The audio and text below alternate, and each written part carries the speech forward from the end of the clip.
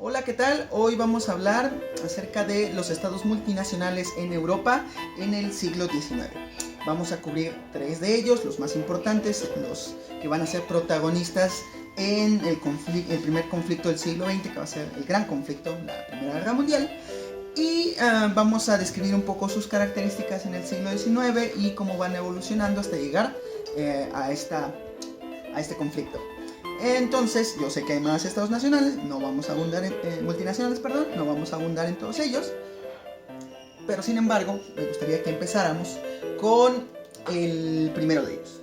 Esta que es una fotografía de uno de sus edificios principales, de hecho en lo que fue su capital. Hoy en día, bueno, hoy en día se llama Turquía, pero un día fue el Imperio Otomano. Bueno, el Imperio Otomano, no voy a ir a grandes detalles acerca de la evolución a través de los siglos, pero es un imperio que se origina en lo que se llama Asia Menor. Curiosidad, se llamaba Asia Menor porque los griegos pensaban que eso era todo Asia, o sea, la península de Anatolia, los griegos pensaban que era Asia, pero bueno, ellos eran súper teocéntricos, así que durante la Baja Edad Media, final, Renacimiento, ya final de todo el proceso de Edad Media, su capital va a ser la ciudad de Edirne, hasta que Mehmed II el Conquistador toma la ciudad de Constantinopoli y la convierte en la capital del Imperio Otomano. A partir de ese momento, a partir de la toma de Constantinopoli por Mehmed II el Conquistador, vamos a tener el proceso de expansión, el gran proceso de expansión de lo que va a ser el Imperio Otomano. A pesar de que era un imperio muy sólido en cuanto a la casa real, que durante toda su historia fue la casa de Osman, la sucesión al trono siempre era problemática, porque en varias ocasiones el príncipe que solía ser elegido el heredero, si no contaba con el apoyo de los genízaros, que es la fuerza militar más importante del Imperio Otomano, ocurría que alguno de los hermanos disputaba por el trono, y estas solían ser guerras muy encarnizadas por el control del trono. Entonces, aunque fue una casa muy sólida a nivel de sucesión, siempre fue problemática. Aquí podemos ver la gran extensión del Imperio Otomano ya durante los diferentes siglos a partir del Renacimiento, y vamos a ver que la máxima extensión del imperio va a ocurrir con Solimán el Magnífico. Solimán el Magnífico alcanza a llegar hasta lo que hoy es Yemen, el Mar Caspio, y tan adentro de Europa que llega a ser vasallos a los imperios de Hungría, Transilvania y los ducados de partes del ducado de Polonia y de Moldavia. El punto máximo de expansión del Imperio Otomano va a ocurrir antes de la batalla de Lepanto, en 1571. A partir de la derrota en la batalla de Lepanto contra los españoles, en el sultanato estaba Selim II, el hijo de Suleimán.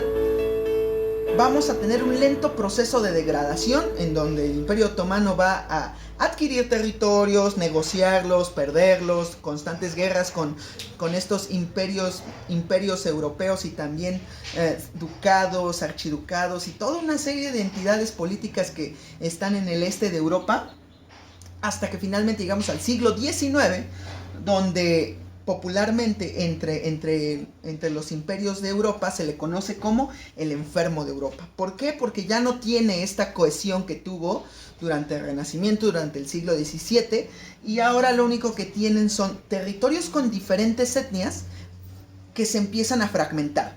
Muy de la mano del proceso de nacionalismos en Europa del siglo XIX, varios territorios con identidades nacionales muy propias empiezan a salirse. Primero Grecia en 1832, tenemos a Rumania, Serbia, Bulgaria, hasta previo a la Primera Guerra Mundial, lo que hoy va a ser Albania, también se separa de lo que era el Imperio Otomano. El siguiente gran imperio del que vamos a hablar, aquí tenemos una fotografía muy bonita, que no es la capital de ese imperio, pero fue una de las ciudades que fue dominada por ese imperio. Este es el castillo de Praga. Praga es la capital, o era la capital, de un reino que se llamó el Reino de Bohemia. Este Reino de Bohemia, nada que ver con la cerveza, pues que sí, no estoy seguro. Bueno,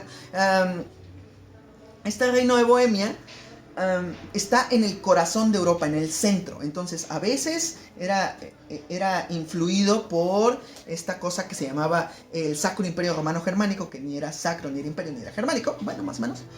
O también era controlado en otras ocasiones por el siguiente gran imperio, el Imperio Austrohúngaro.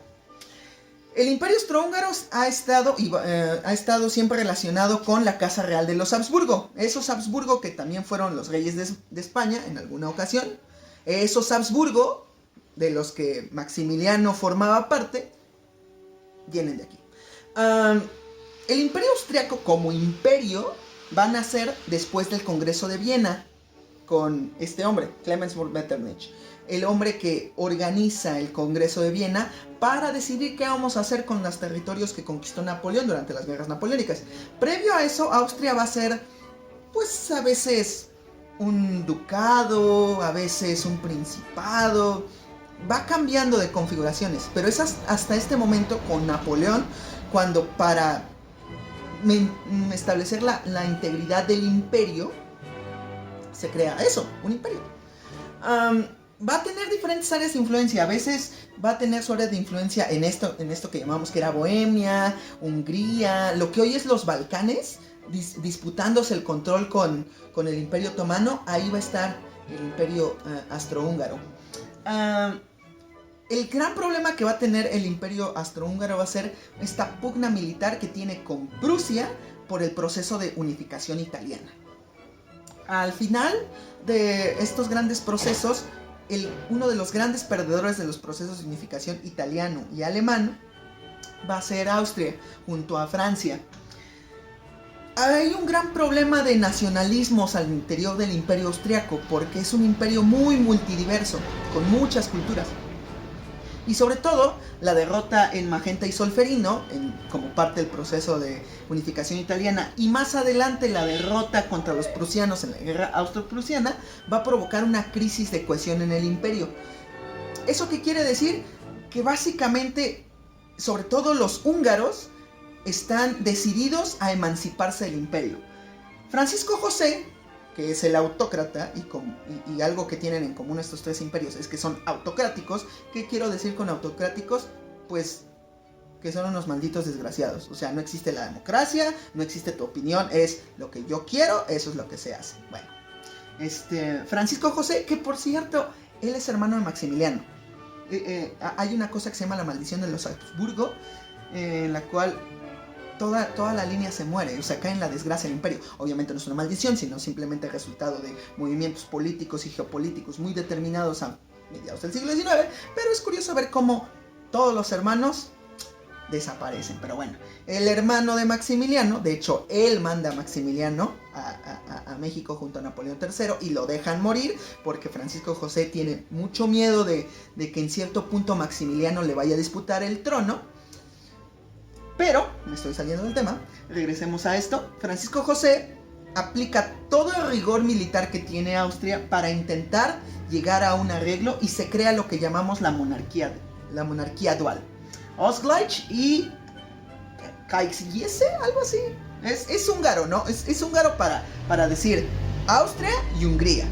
¿Qué es lo que se va a proclamar? Que este hombre sea el emperador de Austria y el rey de Hungría.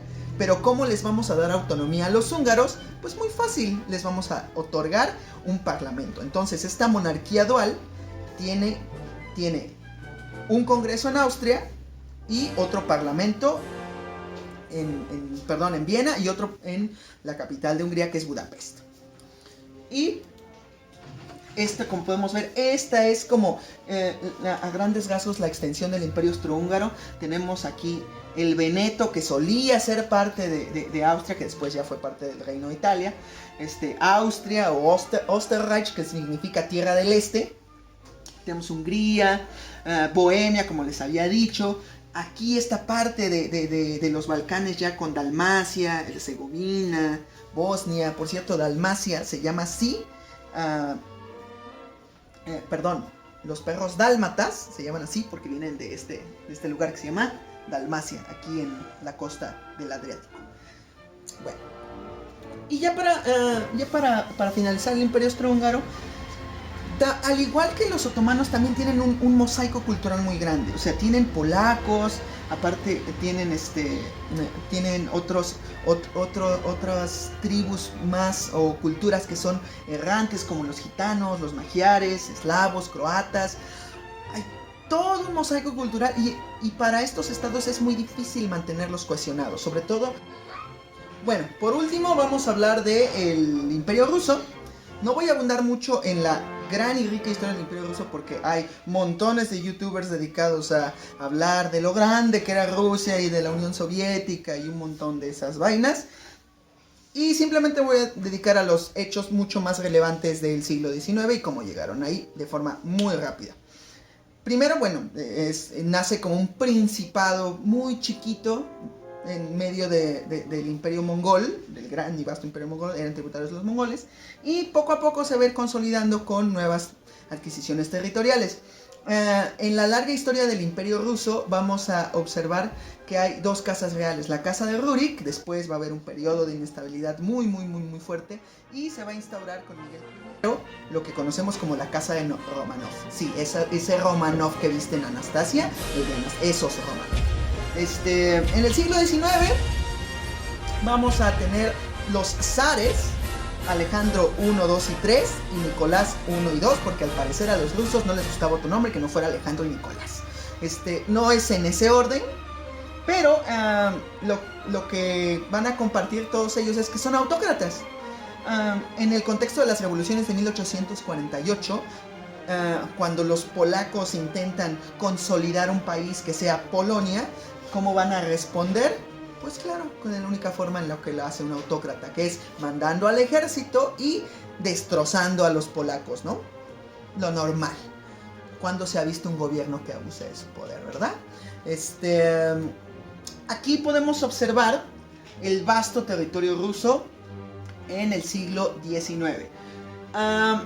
Destaca la adquisición de Alaska, que fue vendida a los Estados Unidos en 1867. La adquisición de Finlandia y de Besarabia por los resultados de las guerras napoleónicas y el control de Asia Central. Aquí, en este cachito en el Mar Negro, se va a desatar una de las guerras más sangrientas, vamos a decirlo como el ensayo, por así decirlo, de la Primera Guerra Mundial, la Guerra de Crimea. En Crimea van a ser las luchas encarnizadas por el control de la salida al Mar Negro y eventualmente al Mar Mediterráneo. En las cosas relevantes de lo que sucede en el Imperio Ruso durante el siglo XIX, vamos a tener la reforma de emancipación de 1861 promovida por Alejandro II. Alejandro II, al observar que poco a poco Rusia se está quedando atrás tecnológicamente, industrialmente, que todavía es un país basado en una estructura feudal arcaica, decide reformar de cierta forma el territorio y le da su libertad a los mushik, que son los campesinos rusos. Previo a la reforma de emancipación, lo que pasaba era que si tú eras un mushik que vivías en el territorio, en la tierra que tú sembrabas, le pertenecías al señor de esa tierra. Es decir, que si ese señor feudal, el boyardo, vendía la tierra a otro boyardo, tú ibas incluido, ¿no? O sea, así de arcaico. O sea, son estructuras del medievo. O sea, eso se veía en Francia, en España, pero en 1400 y pico, 1300, si no es que antes. Y en Rusia todavía ocurría. A final de cuentas, también la reforma es un desastre porque no hay quien la implemente. O sea, cuando a los mushik les dicen, ya tienes tu libertad, ve y haz con ella lo que quieras, lo primero que dicen es, ¿no? O sea, ¿qué? Porque no, o sea, siempre habían vivido bajo esta estructura. Finalmente, el evento más traumático de el cierre de la monarquía rusa, antes de que se derrumbe, va a ser la humillante derrota frente a Japón en 1905 en esta guerra ruso-japonesa. Los rusos, pensando que son superiores a los japoneses, van a la guerra sin los insumos necesarios, y los japoneses, que ya venían consolidando un proceso de modernización muy fuerte con el emperador Meiji, les pasan por encima y Rusia queda como el hazmerreír de Europa, o sea, un imperio lejano que ni siquiera figura en el mapa, los hace pomada, pero bueno. ¿Qué consecuencias trae esto para Rusia? Bueno, hay una creciente población aristocrática, una preburguesía, podemos llamarlo, que empieza a pujar por mayores derechos. Y entonces el zar, en ese entonces ya es Nicolás II, el último zar, decide proponer la creación de la Duma, que es este congreso donde está representado los intereses de todos, pero evidentemente el zar sigue teniendo el control absoluto de estos territorios. Estos territorios de Rusia siempre han sido problemáticos por la gran cantidad de etnias que existen, sobre todo en las colindancias con Europa. Eslavos, cosacos, tártaros, gitanos, todos siempre bajo un estricto control del Estado ruso. ¿Por qué? Pues Rusia, la Unión Soviética y actualmente Rusia, sigue teniendo una política de control muy fuerte sobre sus fronteras. Pero eso es obvio, ya que si vemos el mapa europeo, a diferencia de México, que por ejemplo en el norte tiene el río Bravo y un desierto, es decir, barreras naturales, y en el sur también tenemos el río Sumacinta, en Rusia no hay ninguna barrera natural que impida el paso. O sea, en cuanto empiezas a entrar a Europa del Este, puedes avanzar hacia Rusia sin ninguna interrupción, sin ningún obstáculo. No hay montañas o cadenas montañosas importantes, no hay un gran río que los divida, un océano, a excepción del gran invierno ruso, pero fuera de eso, hace verano y pasas. Entonces, por eso que Rusia, la Unión Soviética y actualmente Rusia siempre han tenido este control muy estricto sobre las fronteras y en especial sobre poblaciones que son diferentes, ¿no? Y bueno, como conclusión, estos tres estados nacionales van a ser los grandes perdedores de la Primera Guerra Mundial. En primera, justamente porque al ser multinacionales en un proceso del siglo XIX de ultranacionalismos, la tendencia es a fragmentarse. Es lo primero. Lo segundo, son estados en procesos de industrialización muy, muy atrasados. O sea, si lo comparamos con la industria inglesa, que lleva casi 100 años consolidando su poder y consolidando una burguesía industrial, en estos tres estados lo que existe es un control autocrático y sociedades todavía muy agrarias. Esto, a final de cuentas, cuando ocurra la Primera Guerra Mundial, va a terminar por destruir estos estados o vulnerarlos de forma tal que cuando termine la guerra ya no van a ser los grandes imperios que fueron alguna vez. Y con eso yo cierro, sin antes recordarles que próximamente voy a estar subiendo otro video acerca del otro lado, el proceso de industrialización y cómo las potencias Francia, Inglaterra, Prusia, que ya no es Prusia, va a ser Alemania, van a comenzar este proceso de carrera armamentística que, combinado con estos procesos autocráticos de los que hoy hablamos, van a terminar en la Primera Guerra Mundial.